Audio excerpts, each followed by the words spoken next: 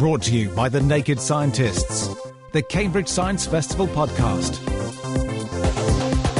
Hello, and welcome to the second podcast from the Cambridge Science Festival with me, Meera Senthilingam, from thenakedscientist.com. Coming up on today's podcast, we learn about acoustics back in Venetian times, we find out our energy options as fossil fuel sources continue to run out, and we find out the answer to this. Will they ever be able to create a whole other body without cloning? All that coming up on today's Cambridge Science Festival podcast. But before that, one of the aims of the festival is to ignite a passion for science in school children around the county. So I caught up with festival organiser Nikki Buckley as she spent the day roaming various university departments with Year 8 students from Chesterton Community College and found out what they'd been up to. So today we've been to the Sedgwick Museum and we've learnt about the iguanodon there, and we went to the Zoology Museum and we classified some animals, and then we've been down to biochemistry and we've learnt about stem cells. It was great because the scientist Rachel Walker, she started off by talking about what a cell is, and they've done that a bit in biology, but it really helps them to think back to the basics of what a cell is. And I was quite surprised, a lot of them did know a little bit about what a stem cell was, but then when we watched a video it became clearer that scientists are now able to make some stem cells in the lab differentiate into a heart cell or a blood cell, and then we actually looked at how you could make a skin cell and how that could be used in the treatment of burns victims. What do you think the groups have enjoyed the most today?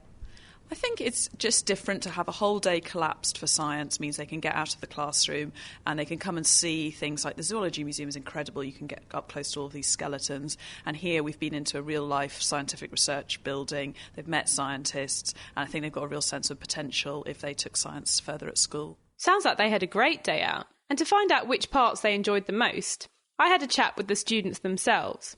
Colette Milbourne seemed impressed with the Zoology Museum. It was quite fun going around the Zoological Museum because there are loads of cool animals and things to do there. And I got a bit more insight from fellow student Matthew Brown as he told me what he'd enjoyed during the day. Going round the Zoology Museum with my friends, looking at all the weird and wonderful things. What did you learn there? That loads of creatures have really weird ancestors.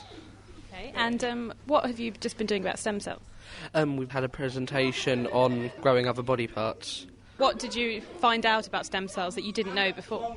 Well, I never knew that it took so long to replicate. I thought it didn't take that long to replicate, but it took quite a long time.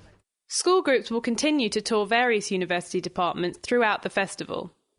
One of the great things about the Science Festival is mixing with people you wouldn't normally meet. It gave Naked Scientist Ben Valsler the opportunity to meet Deborah Howard. She's Cambridge University's Professor of Architectural History, which may seem like a far cry from the biologists, chemists and physicists you would expect to see at a science festival. But Deborah's work has got people from all sorts of different backgrounds working to answer the same questions. And her talk on architecture and acoustics certainly got Ben thinking. The human brain has many fantastic abilities, one of which is the ability to use the qualities of a sound to learn about where the sound is coming from. Your brain could guess if I was talking to you from a small bathroom, from a deep cave, or a huge cathedral. Cathedrals are actually a very good example. The acoustics seem to enhance sacred music in a way that sound engineers have spent years trying to emulate in the studio. But is that just a coincidence, or were they designed with music in mind? Deborah Howard, Professor of Architectural History at the University of Cambridge, has taken a team of acousticians, musicologists and architectural historians along with the choir of St John's College to Venice to study key Renaissance buildings. Our project looked at a series of churches in Venice, examples of different kinds of churches. St Mark's, of course, is a very, very important centre of ceremonial, and so that has to be first example. It was also the place where all the most ambitious music was written for. Then we looked at monasteries. Now, these are sort of monks who live very isolated lives on islands, and we looked at two of these. We looked at friaries, mendicant friaries within the city, sort of monasteries where the friars went out and interacted with the community. We looked at 3 parish churches and 3 hospitals, and the hospitals are very important in this because all the hospitals have orphanages, but these hospitals became very, very famous for their choirs of orphan girls. Now, we wanted to look at different kinds of acoustics that depend on qualities of buildings. We looked at the effects of materials such as singing in wooden choir stalls, carpets. We thought about the effects of tapestries. It has a very important effect on the acoustics. Using advanced acoustic technology and survey techniques that are usually reserved for designing new concert halls, and a talented choir, of course, they assessed several acoustic parameters of each building. These were then considered in the light of the building's original purpose. It turns out that the buildings make the best of the type of music you would expect to hear. In monastic buildings, you would traditionally hear plain song, music which is greatly enhanced by a long, haunting reverb.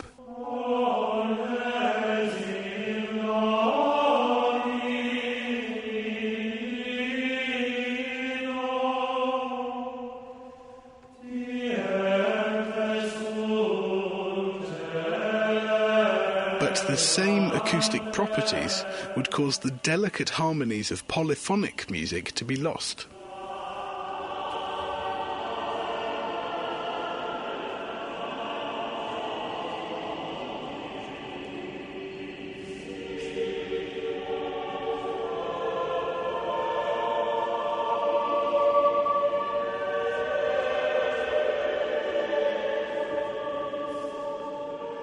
The same style of music in a smaller church, or in specially designed chambers found in larger churches, would sound just right.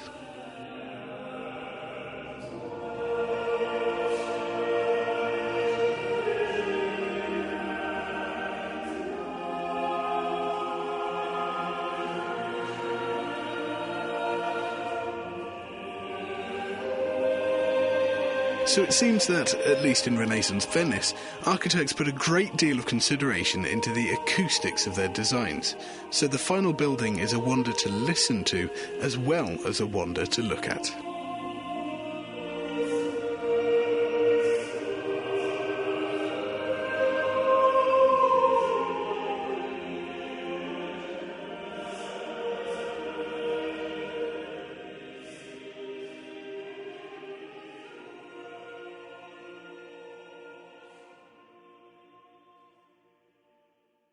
Music and radio drama producers use audio tricks all the time to create the right atmosphere. And it's nice to know that Renaissance architects were doing it long before them. That was Ben Valsler, with clips from Deborah Howard and St John's Choir. Unravelling the Cambridge Science Festival. The Naked Scientists online at thenakedscientist.com. Now it's time for today's festive question, from Chesterton Community College student Matthew Brown, who we heard from earlier.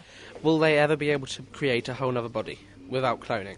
And here's Dr. Rachel Walker from the University of Cambridge with a possible answer. At the moment, scientists are working at creating different cell types from different types of stem cells. We're doing this in the lab, and also some doctors are trying it in clinical trials and with patients. This is for therapeutic cloning, which is to replace tissues and organs from diseases or from injury. Reproductive cloning, as in what happened with Dolly the sheep, would be a lot more difficult to do in the future. I'm not sure if they will be able to replace the whole human with cloning. That's not the goal that we're going towards at the moment. At the moment, to make organs and tissues, we're quite a few years off that, and we're also having to bring in different disciplines of science, such as material science, to be able to give structure or a scaffold to be able to grow those cells on and to be able to use them potentially in the body. Though, who knows what will happen with scientific advances in the future. So it looks like we won't be able to clone ourselves in the foreseeable future anyway.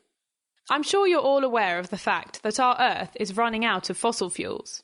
And as this source of energy isn't renewable, scientists are desperately trying to find alternatives in order to meet our increasing energy demands. One scientist who's been researching this field for a very long time is Cambridge University's own David Mackay. And last night he spoke about the reality of our options, beginning with why we need to find alternatives in the first place. Well, there's three main reasons. First, fossil fuels won't last forever. They're going to run out, so we need to have a plan of how to live without fossil fuels in the long term. Oil and gas are going to run out pretty soon, within a few decades, and coal perhaps a bit longer. But there's another reason. There's climate change. If we burn fossil fuels in the way we do at the moment, that increases greenhouse gas concentrations, and everyone knows we need to stop doing that, and we need to do that sooner. And a third motivation for anyone who doesn't believe in climate change is security of supply. So our own North Sea gas and oil reserves are going to run out, and we should really be looking after them and making them last as long as we can. So that's a third reason for wanting to get off fossil fuels. Well, those are all very good reasons. So what are our options to actually get rid of this habit? Well, people often say we've got huge renewables in the UK, and that's certainly true compared with other European countries. We've got more wind and wave than most of them. So something we could imagine is maybe we could live on our own renewables. But when you actually do the sums and work out how big those renewable facilities would have to be, you might be surprised at the scale that's required. We would need wind farms larger than the area of Wales in order to get a significant amount of power from wind. We would need solar panels covering an area the size of Wales to give us half of our current total energy consumption. Wave power, if we put wave machines along the entire coastline of the Atlantic from tip to toe, we would only get about 4 kilowatt hours per day per person, and in comparison our total consumption is about 120 kilowatt hours per day per person. So what are the other options apart from our own renewables? Well, if we want to live on renewables but not in Britain because we don't want to industrialise the countryside, we could ask other countries politely, please could we create renewable power stations in your country? So we could talk to people with lots of sunshine, for example, at Algeria or Libya, and say, please, would you be interested in hosting our renewable facility for us? It would still have to be the size of Wales. That's the area you need in the Sahara to get enough power for us to live on renewables in someone else's country. Apart from those two renewable options, what are the other options? Well, there's nuclear power and there's carrying on living on fossil fuels. So what is the actual likeliness of us being able to now live off these renewables? Well, it's very hard to predict what's going to happen. What I can advocate is what I think ought to happen. So I'd like all our politicians in Europe to actually use arithmetic and think about plans that will add up, rather than just tinkering around at the edges and proposing, a little bit of biodiesel here and a little bit of solar there and a little bit of wind in the North Sea. We really need a plan that adds up. In 2050, we need to essentially be living without fossil fuels. Otherwise, we're not doing our bit towards solving climate change and all these other issues. With all the different renewables out there, which one provides the most power? Which one's the most useful source? Well, I can answer two questions. One is, where are we getting most renewable power from right now? And right now we get renewable power in the largest amount from a really absurd roundabout route. We grow plants, we sell them in the supermarket, we take them home, we leave them in the fridge, they get mouldy, we put them in the bin, and then the rubbish truck takes them and puts them in a landfill site, and then methane gas gets produced eventually, and we collect the methane and we burn that.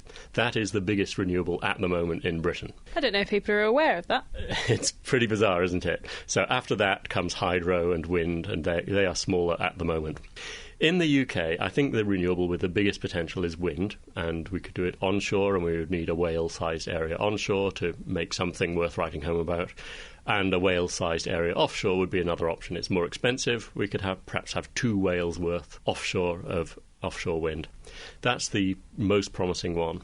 The others, as I indicated, things like wave and hydro, they're lovely ideas, but we just don't have enough of them to actually live on. The ones that we're currently using, other than the methane source, how much power are they actually providing percentage-wise compared to how much we need? The total of all renewables in the UK at the moment is about 1% of our total energy consumption. And we want to hopefully make that 100%. Well, we've got to get off fossil fuels. So, yes, we either need to 100% live on renewables, and perhaps one way to achieve that is to reduce our consumption, change our lifestyle, change the technology we use electric cars, insulate our houses better, and so on. And we want to somehow reduce the gap between our current 100% of consumption and that 1% of renewables. That was David Mackay from the University of Cambridge, informing us of the reality of our energy-consuming lifestyles. Well, that's it for today's highlight, but coming up in the next podcast, we learn how our memories are made, and also find out if holidays into outer space will soon be a reality. I'm Meera Senthilingam, and this edition of the Cambridge Science Festival podcast was produced by thenakedscientists.com.